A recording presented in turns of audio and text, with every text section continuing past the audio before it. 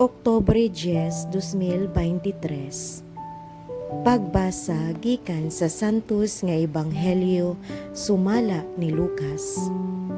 Samtang nagpadayon pagpanaw si Jesus ug ang iyang mga tinun-an, nahiabot sila sa usa ka balangay diin may usa ka babayi nga ginganlag Marta nga miabi-abi kaniya didto sa iyang balay.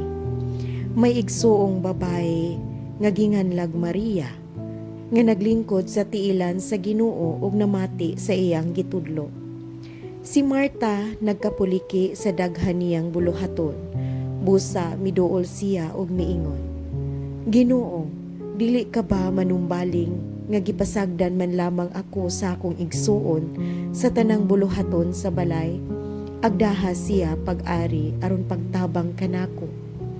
Ang Ginoo mitubag kaniya, Ay kanimo Marta, naguol og nahingawa ka sa daghang mga butang nga unta usa ra man ang gikinahanglan.